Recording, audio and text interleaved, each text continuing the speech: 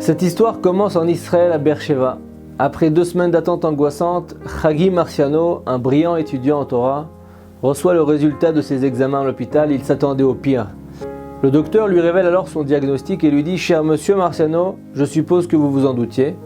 Alors voilà, les examens ont détecté 2 tumeurs malignes au niveau de 2 de vos organes. Mais je veux aussi que vous sachiez une chose.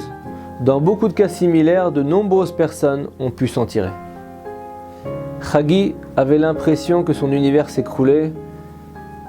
Se préparer à l'annonce d'une maladie grave est une chose, mais la confirmation du médecin en est une autre.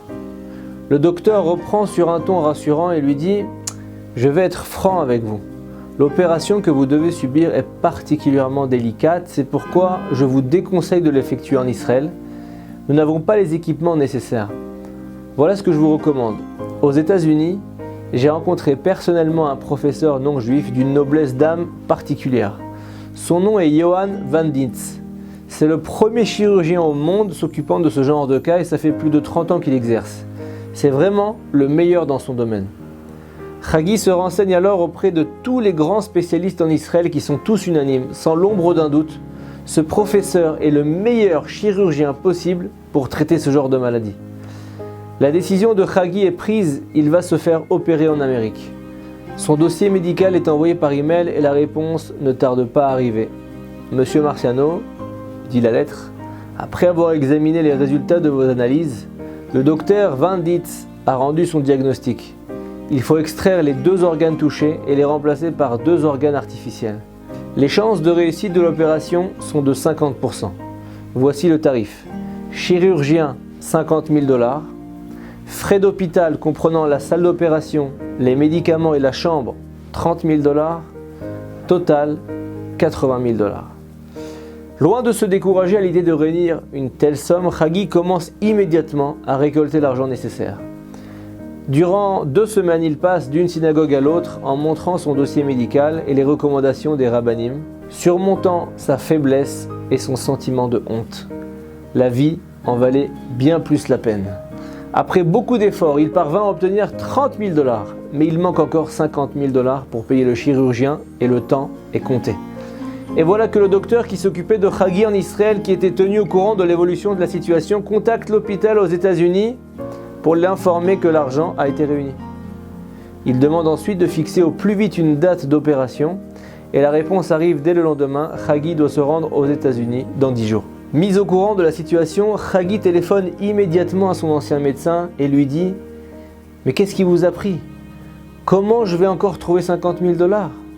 Le docteur lui répond « Hagi, le temps presse, vous devez vous soigner.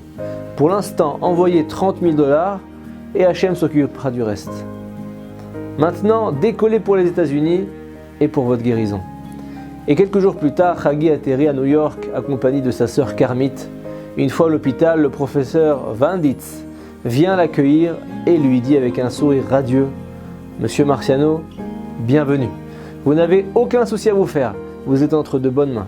J'espère de tout cœur que d'ici 2 jours maximum, vous serez déjà en excellente santé. Je vous remercie également de m'avoir choisi comme chirurgien. » Hagi était stupéfait. La gentillesse et la chaleur de ce professeur non juif avaient insufflé en lui de nouvelles forces et beaucoup d'optimisme, de émouna. Il ne restait que le problème de l'argent. Mais Carmit le rassure et lui dit « Ne t'inquiète pas pour l'argent. Avec mon mari, on a décidé de mettre en vente notre appartement. L'essentiel, c'est que tu retrouves ta santé. » Hagi n'en revient pas. « Quoi ? Vous avez travaillé très dur, demandé de nombreux prêts pour acheter cet appartement. Vous n'étiez pas obligé de bouleverser toute votre vie pour moi. Vous avez quand même 6 enfants à élever. » Et Carmit lui répond en souriant « Écoute, on te veut vivant, en bonne santé, peu importe le prix à payer. Mon mari sait que tu te dévoues entièrement pour l'étude de la Torah et il dit qu'il est même prêt à connaître la fin pour toi, du moment que tu guéris. » Puis l'infirmière arrive, emmène Hagi vers son opération fatidique. Les heures passent, Carmit est épuisé à force de lire des Teilim et de prier pour le rétablissement de son frère. C'est seulement après 6 longues heures d'attente que le professeur Van Dintz ressort du bloc opératoire. Il se dirige vers Carmit et lui dit « Ok, tout va bien.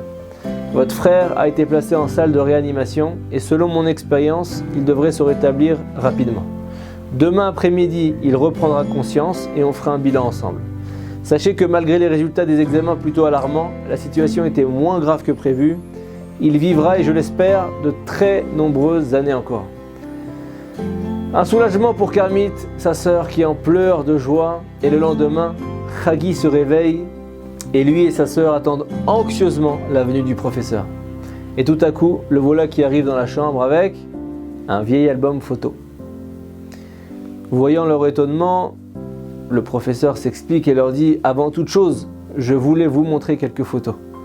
Sur celle-ci, c'est moi, à l'âge de 22 ans. Derrière moi, on peut reconnaître la gare de New York. Une demi-heure avant qu'on me prenne en photo, je suis entré dans la banque centrale pour encaisser un chèque de 65 000 $ que mon père m'avait remis. C'était tout ce qu'il possédait. Cet argent était censé financer mes études aux États-Unis, mes frais de logement et tout le nécessaire pour les années à venir, jusqu'à ce que je reçoive mon diplôme de médecin.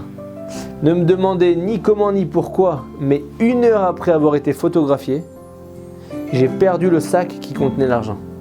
Tous mes rêves venaient de s'envoler en fumée. J'étais ruiné, sans avenir, je ne connaissais personne, je ne savais pas vers qui me tourner. À ce moment-là, le professeur prend une autre photo, sur laquelle on peut le voir enlacer un juif de petite taille, à la barbe taillée avec un petit chapeau. Et là, Kermit n'en croit pas ses yeux en regardant la photo. Mais c'est grand-père Albert! Je ne comprends pas, que fait papy Albert avec vous sur cette photo? Le professeur sourit et répond « C'est lui qui a retrouvé mon sac abandonné à la gare.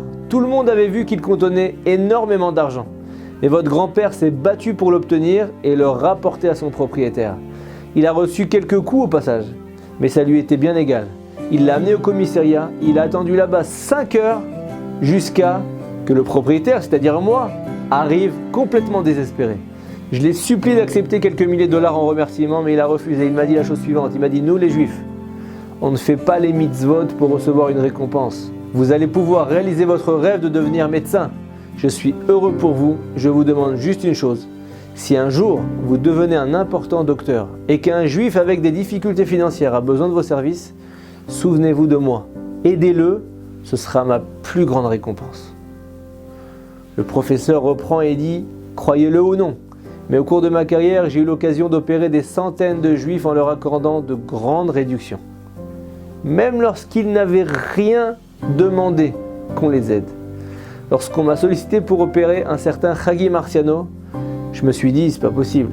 C'est peut-être un proche d'Albert, Marciano, même si c'est une grande famille comme on le sait.